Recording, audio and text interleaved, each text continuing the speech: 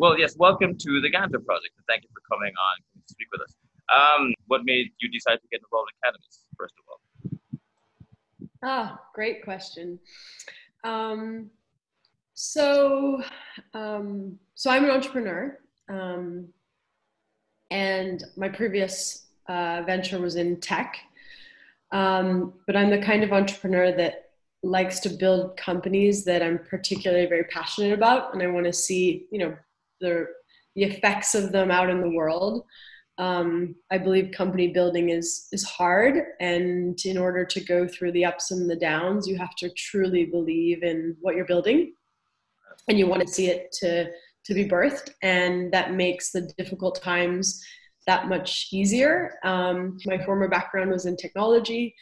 And when it came to cannabis, I started to look at this space from an investment perspective, but what really got me excited was when Jamaica legalized cannabis in 2015. And as I saw the world starting to come out of prohibition, I've always wanted to build something in Jamaica. This is my home. I've always wanted to be part of like creating jobs and growth and doing something that I believe strongly in. And when it came to cannabis in Jamaica, it was a very obvious thing for me. It's challenging being in this industry. However, I just really believe that Jamaica has to have a very strong place internationally when it comes to cannabis and be recognized for that. And I really want to be part of pioneering that. And so, that's kind of how I got involved in the space. I wanted to use my experience, my network, and my ability to make change wherever I could. So that's how I got into the space. Okay, and that's so you got involved after 2015, or were you interested prior to 2015? No, I started to look at the space pretty much at the end of 2016, beginning of 2017. And, I think one of the other things for me, rather than just investing in the space here, is that, we're at the very beginning of building an industry. And I found that really exciting as an entrepreneur. The other thing is that I think fundamentally, I have a tremendous amount of national pride. I played tennis for Jamaica. This is my home, and seeing many other countries start to make strides, like the United States and in particular Canada, which doesn't really have that cultural deep history with the plant like we do, really advance. I felt not that we knew of, right? You know what I mean? Sorry. Or not that we knew about, right? You know what I mean? This is like Canada. You took the lead on this one. That was interesting. Yeah.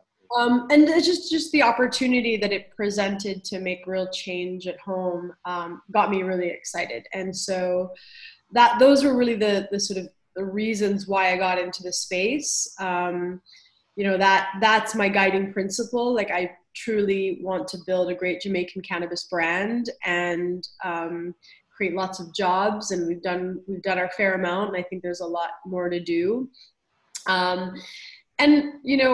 The other thing that I see is an opportunity to truly build a real industry here, where there's opportunity for obviously job creation and economic growth, but actually, across the spectrum, from agriculture to farming to processing to research and development to product creation to tourism. This is an opportunity for our great country to really create some foundations. And I'm excited to be part of it. It's not an easy journey at all, but I think that's part of what makes it interesting for me. How do you see the industry developing as an industry, instead of just saying facilitating individual companies per se? Yeah, I mean, I think it's very early, and I think it's very early in the journey. And I think that's probably very frustrating for many, many people, because really what the easiest thing would be is if we just, legalized cannabis properly, like full adult use, just like alcohol is. That would just make it so much easier for everyone. But unfortunately, it's highly regulated. And, a large part of the reason of that is because of, frankly, our signatory to the UN Convention and international unfortunately, it's really our international relations that prevent us from fully legalizing ourselves. And I don't think, if you look at countries like Canada as a great example, they are also signed up to many of these things, and yet they took bold decisions and moves. Now they're just a bigger country, right? And they don't rely on, they just don't rely on, other large countries the way we do, right? Well, that brings up that begs the question, as a sovereign nation. I mean, effectively, I mean, what you're really not saying, I will definitely say, is that they're just afraid of the Americans and their banking system, basically. But as because I'm afraid of America and their banking system and the federal American banking system, American tourists. I mean, by and large, just everything to do with the United States. And it's unfair because meanwhile, we are tiptoeing on building something great for ourselves. They're amassing and building the largest cannabis industry in the world. Well, the American, the CIA has a patent on CBD. So that should tell you their motivation, but current. So I think that of course presents challenges. And again, I don't envy the job of the regulator and those that have to make difficult decisions, because the cost of losing tourism to start cannabis, or losing remittances to start cannabis, I mean, those are very difficult trade-offs. If one really believes that, that would actually really happen, you kind of have to roll the dice and be bold sometimes. And I think we've, for so long, been very delicate in our journey. However, that being said, we have made some pretty bold decisions, as it comes to the way in which we've, released interim regulations. We have allowed for, the definition of medical and therapeutic to be a lot broader and easier access than, say, for example, the United Kingdom, where cannabis was legalized for medical purposes, but it's almost impossible to get a prescription. I think maybe the last time I recall, there was less than a couple hundred prescriptions written, and the cost of cannabis is so prohibitive that people who, in many cases, truly, truly need it to survive, whether it's for epilepsy or severe chronic pain, can't afford to get it, and they're not even allowed to grow their 5 plants at home. So, if you compare the Jamaican situation internationally, you start to feel a little bit better about ourselves, right? If you're just using ourselves as a benchmark and you have a high expectation, then you're going to be really frustrated. So where should people set their expectation level? I think, as I said, if cannabis was like alcohol, it would be so much easier, right? I mean, the playbook is written there. We're not reinventing the wheel, regulate it just like alcohol. It's way safer than alcohol, right? All the research is very clear, but for reasons as we just discussed, mostly international politics, we don't. I think that, if the industry in Jamaica, one of the biggest, I think, things that we all discuss and talk about and is frustrating for everyone is how to involve smaller farmers. How do you involve those that have been cultivating for a really long time? Or how do you, and currently having, essentially they want to become legal, but they're forced to continue operating in the black market, right? And now that's not just a Jamaica problem, right? That's a problem that frankly exists everywhere. When you look at California, the black market is thriving and the legal market cannot compete because they're heavily taxed. And so, obviously, for many in the industry here, we talk about it, care about the small farmers. The rules need to be easier for the small farmers. And I think, one of my intentions at Jacana was very much from the beginning to figure out a way to, really leverage that small farmer knowledge to be able to bring that in. Cultivation is a very complex business, and especially cultivation under consistency. And if we could outsource that in the brand development, then that would be way easier. How has that process been so far coming in Jamaica? How's that been for you? So I think that, in the case of the small farmer, if regulation was more relaxed for them, because the barrier to entry is very cost prohibitive, right? The costs of the camera systems and the security and the fencing, it's almost impossible. Now, that being said, there have been quite a lot of licenses granted for cultivation.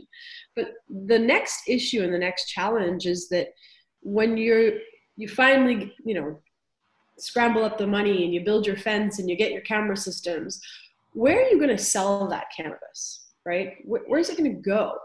And that is probably the bigger challenge right now that needs to be solved and addressed, because if it was easier to open lots of retail outlets and get it in the hands of tourists and basically truly compete with the illicit market, then you'd have a lot more avenues for smaller farmers, and then you'd see it being worthwhile.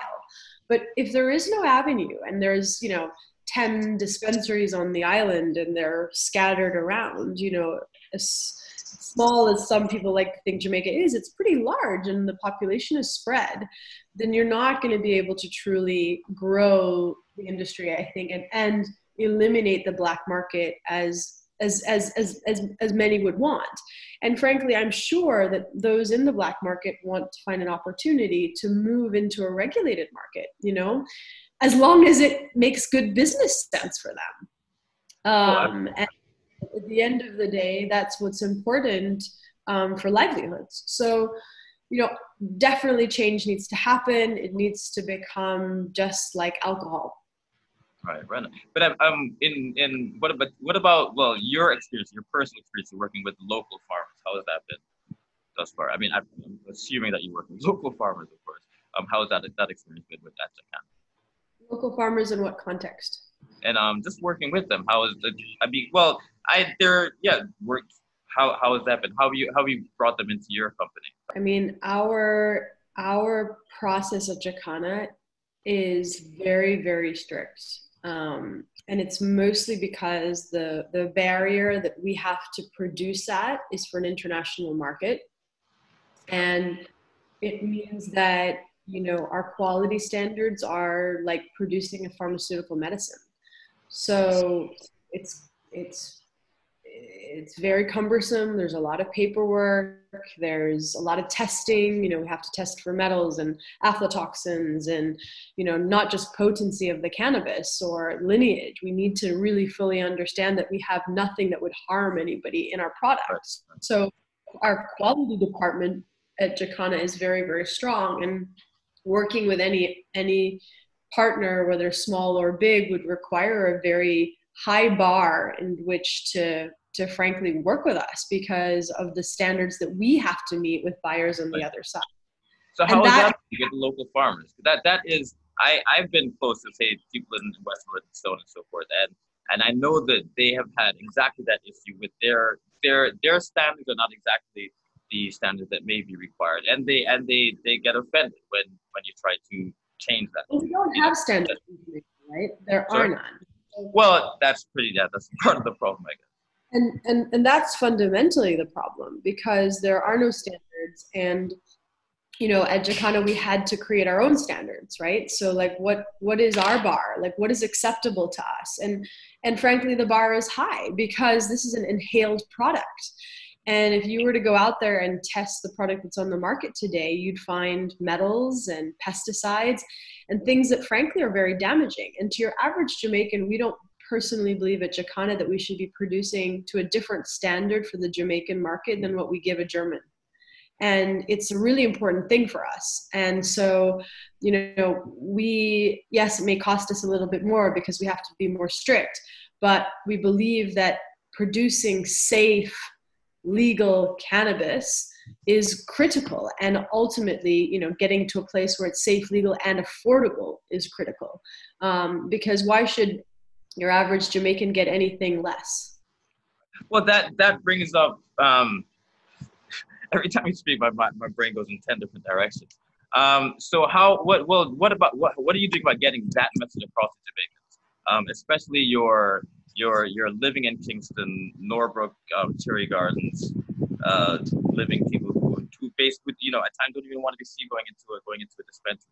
How do you differentiate the product that you're creating as opposed to what people are selling in the streets in their minds, effectively? Look, I can't speak because everyone's different. I can only speak to what we produce. But as I said, I think that when you look at cultivation of cannabis and what is required to produce safe cannabis, it's not as easy as one imagines, right? Even to safely produce it at home.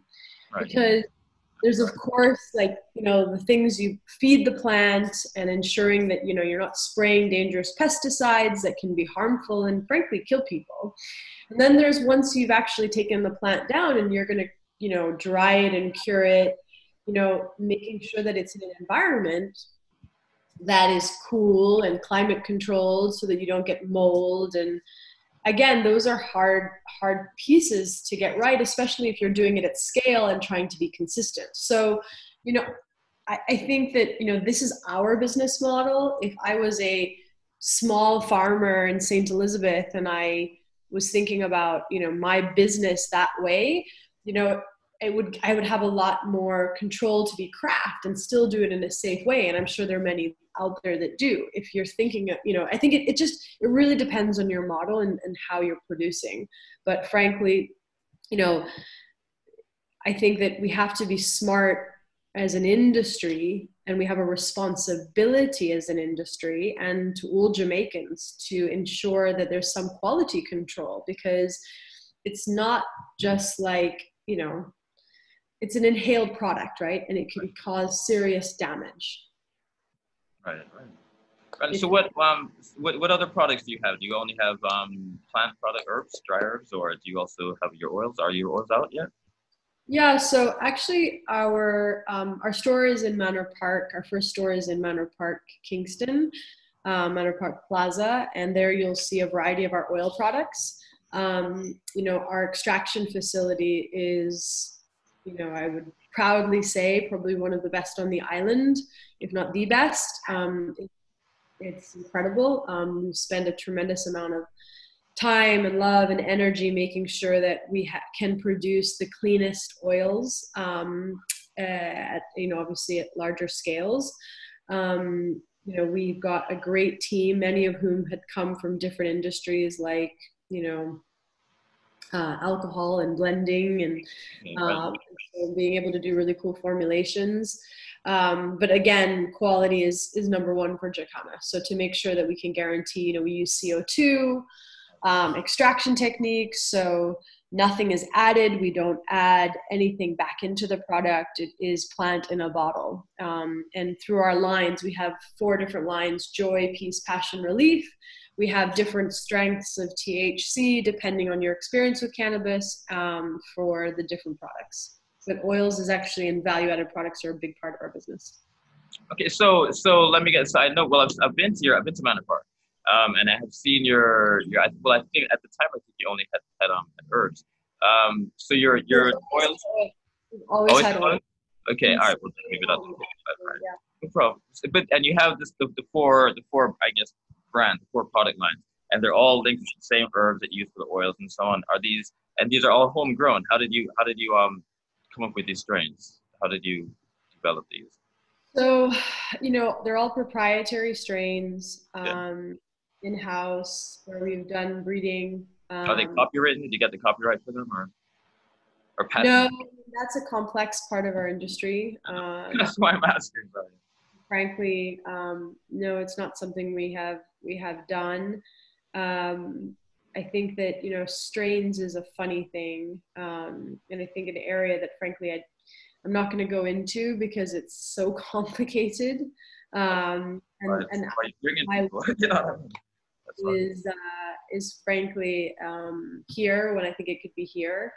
But obviously we do our best to protect as best we can and keep intellectual property rights. But it's not that straightforward. I think, at the end of the day, can you grow the same, 2 seeds that are from the same plant grown in 2 different places produce very different results, including the way in which they are grown, right? How they're fed, how long they're grown for. Environment plays such a massive factor. And so I think, it's going to be a long way until we really see that. How long did it take you to develop these strains? I mean, when you, in fact, well, that's when you started the company. Did you first go and say we need to develop our own strains? Did you try some strains out of California, say maybe this, or you see that they were changing, and then say we need to do something look different locally? How did that come about? Yeah, I can't really divulge that. Best question I had. All right, no problem. Let's go. All right. All right. Okay. Well then. All right. So well. All right. Well, let's talk about this COVID and the pandemic. I would say one. I would commend you guys for your initiative on what issuing the masks and so on and so forth during the COVID. Well, during the initial stage of the COVID pandemic. Are you doing anything more, and what are you changing anything within your operation? As I mentioned, quality control is a really big part of our production process and always has been from day one, because we've been basically producing cannabis to a pharmaceutical standard. And when you're doing that and you're audited by international regulators, you have to have masks and gloves and hats and the whole PPE. And that's why we were able to donate it, because we had it all.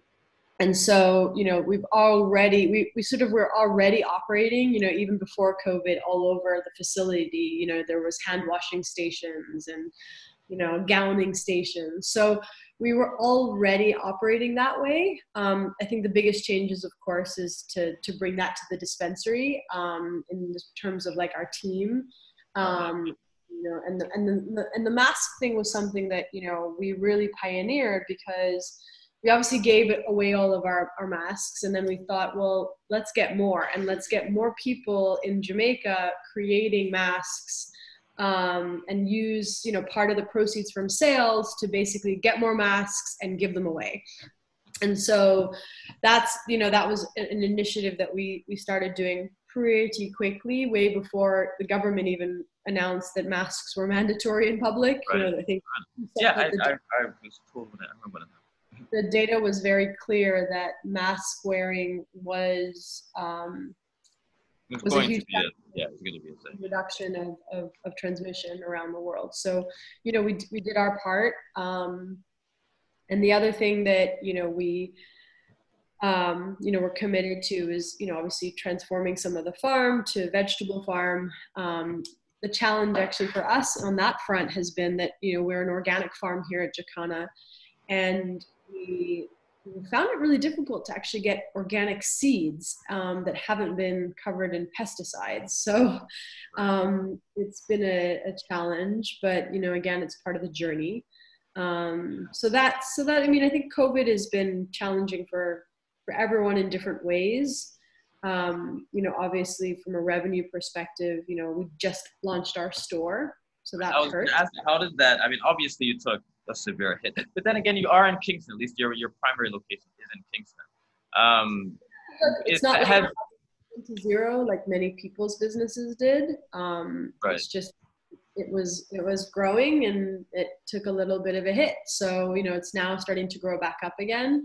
But again, as I mentioned, I think what's important for us now is, we use this opportunity to prepare for the future, and we get ready to open up more stores and more access points, and we continue to lobby the industry on delivery, because we think that's going to make a really big difference. And, we need to get to Montego Bay. We need to get, to different places around the island. So, we're still a very, very young company with big ambitions, and we're just taking it every day that we can.